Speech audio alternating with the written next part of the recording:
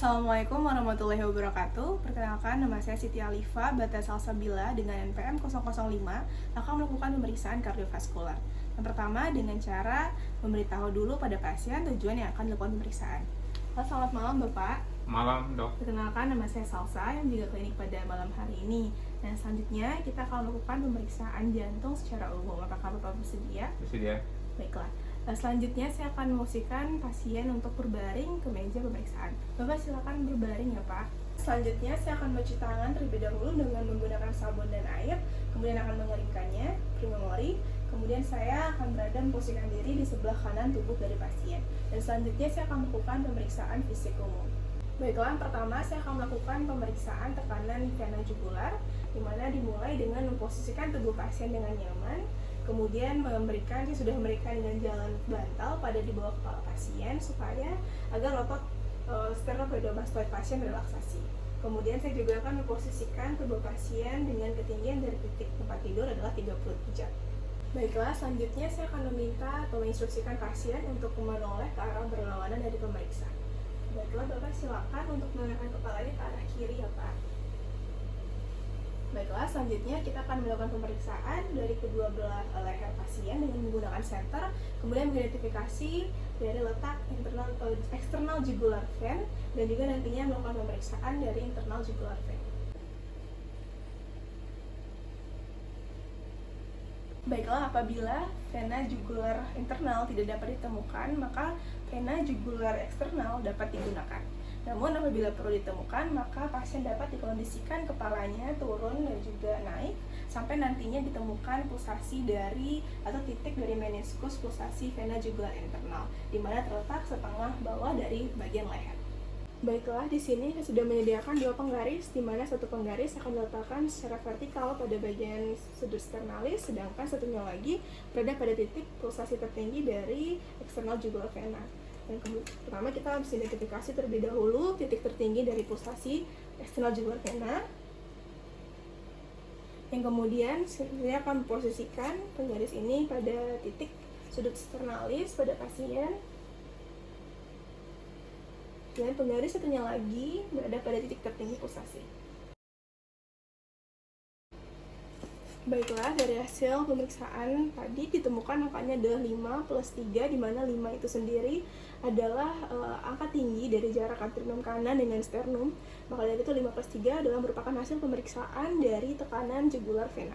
Baiklah, pemeriksaan kedua adalah pemeriksaan arteri karotis, di mana dimulai dengan memeriksa menilai amplitudo dan juga kontur dari arteri karotis dengan cara memberikan pasien berbaring dengan posisi dari tempat tidur adalah 30 sampai dengan 45 derajat.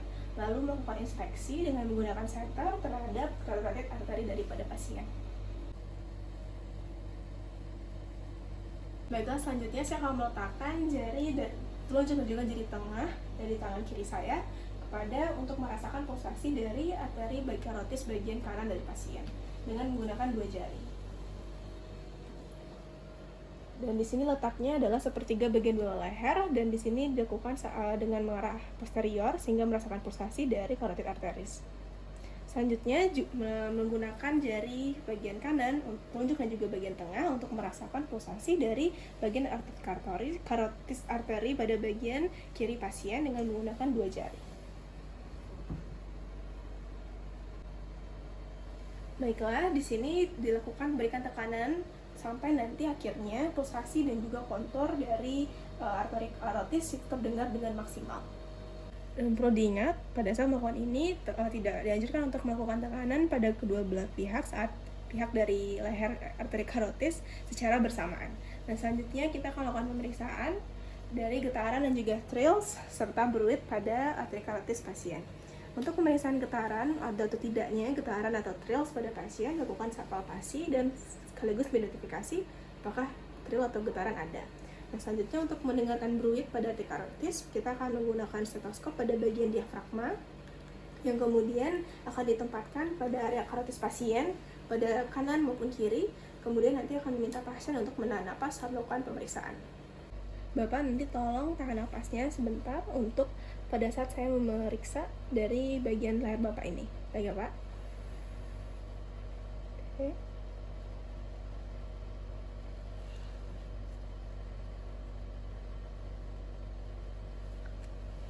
Baiklah, selanjutnya kita akan melakukan pemeriksaan arteri brachialis.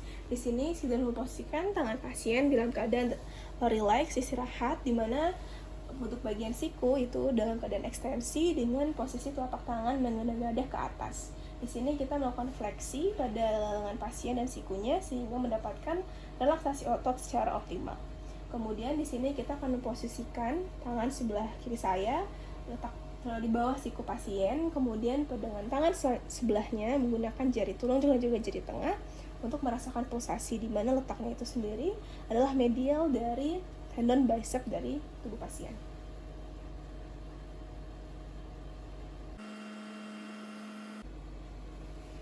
Baiklah, selanjutnya adalah pemeriksaan toraks, di mana dimulai dengan pemeriksaan titik impuls maksimum. Yang pertama adalah inspeksi. Untuk melakukan inspeksi ini dilakukan dengan ruangan dengan pencahayaan yang baik. Kemudian posisi pasien adalah terlentang dengan keadaan titik tempat tidur dengan pasien itu adalah 30 derajat. Kemudian untuk pemeriksaan titik impuls maksimum ini ditemukan pada posisi pasien supine dan ditemukan titik impuls maksimum ini pada bagian sela iga 4 dan juga 5 pada pasien. Selanjutnya adalah pemeriksaan palpasi dari titik impuls maksimum. Di sini kita akan menggunakan bantalan jari untuk melakukan palpasi pada titik impuls maksimum. Dan di sini pada pemeriksaan pada bagian ventricle, impuls ventricle itu akan menyebabkan jari kita akan terangkat. Dan untuk merasakan getaran atau thrill pada bagian titik impuls maksimum pasien, kita harus menekankan pangkal dari jari dengan kuat pada dada pasien. Berikutnya kita akan menentukan titik impuls maksimum pada ventricle kiri. Di sini untuk menentukan titik impuls maksimum dalam posisi telentang. Namun jika tidak ditemukan atau gagal, maka dapat diposisikan pasien dengan keadaan posisi lateral di kubitus kiri. Bapak silakan untuk badannya ke arah kiri. Di sini kemudian kita akan meminta pasien untuk membuang napas, kemudian menahannya beberapa saat. Bapak silakan membuang napas dalam mungkin, membuang napas ya, kemudian ditahan ya Pak. Ditahan. Apabila pasien adalah wanita, maka payudara bagian kiri dapat diangkat ke atas ataupun ke arah lateral. Kemudian mencari nilai dan juga lokasi amplitudo dari titik maksimum impuls. Selanjutnya adalah pemeriksaan titik impuls maksimum pada ventricle kanan.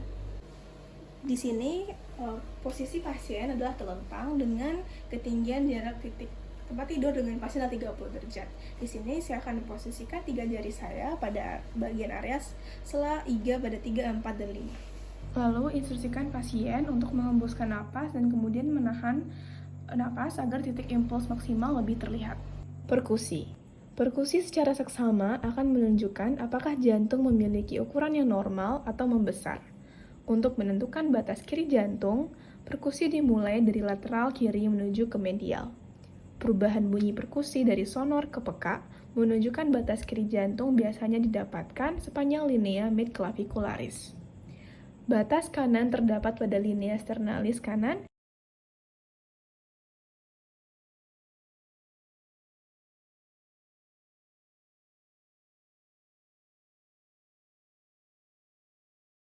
dan batas atas jantung terdapat pada sela iga 2.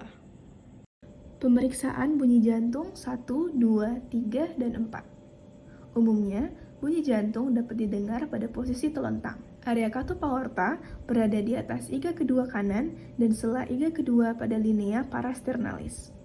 Area katup pulmoner berada di sela iga kedua linea parasternalis kiri. Area katup trikuspid berada di sternum pada perbatasan antara corpus sternum dengan processus xiphoideus.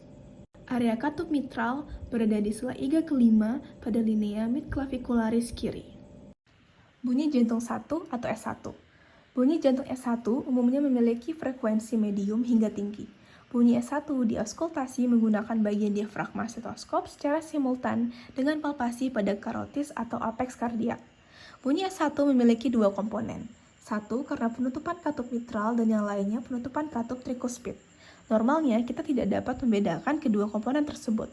Bunyi jantung pertama atau S1 lebih dalam dan panjang dibandingkan dengan bunyi jantung kedua atau S2. Selanjutnya adalah bunyi jantung kedua atau S2. Bunyi jantung S2 memiliki frekuensi tinggi dengan durasi rata 0,11 detik. S2 juga memiliki dua komponen, satu karena penutupan katup aorta dan yang lainnya katup pulmonal, di mana komponen aorta mendahului komponen pulmonal.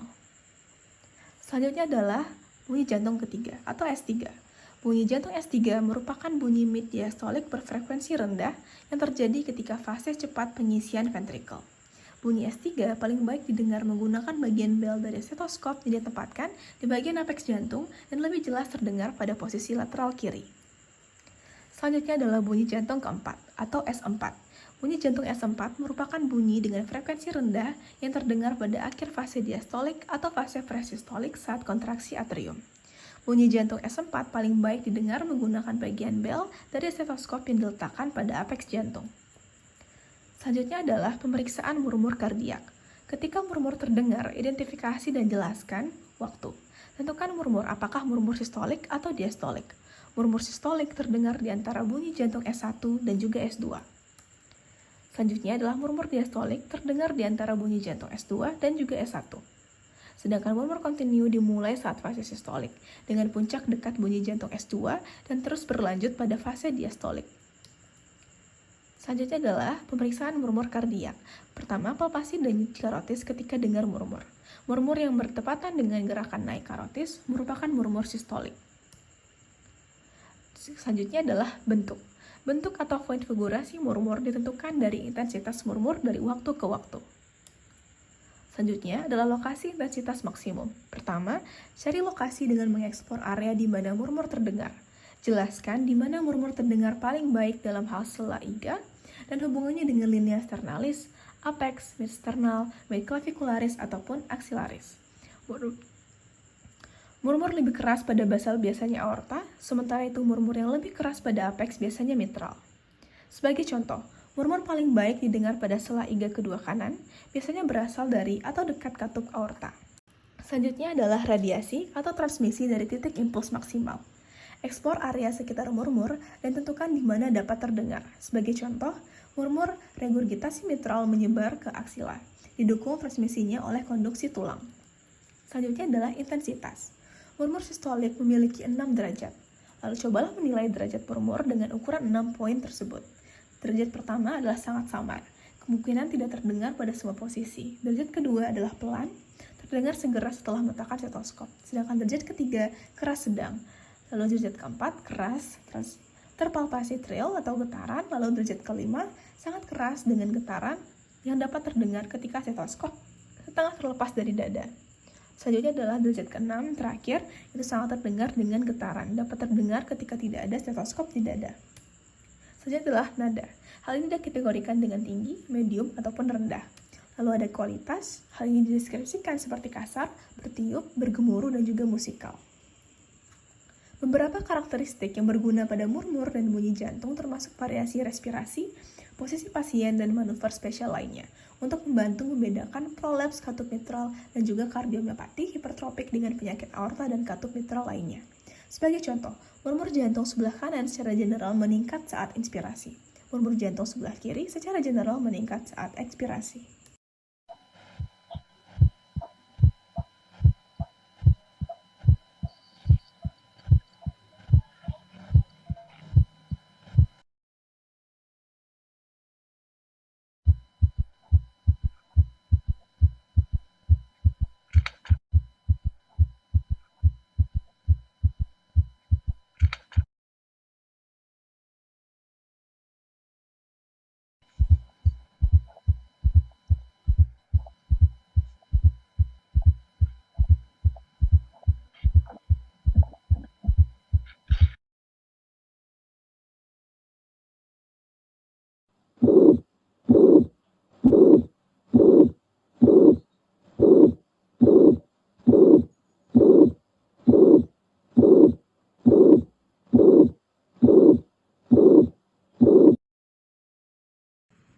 Selanjutnya adalah pemeriksaan ekstremitas, tes untuk edema. Di sini saya akan melakukan penekanan jemari pada area dependen pada pasien seperti tulang kering, pasien sekitar 2 sampai dengan 3 detik. Jika edema piting ada, maka jari saya akan tenggelam ke dalam jaringan dan ketika dilepaskan, bekas jari akan tetap ada.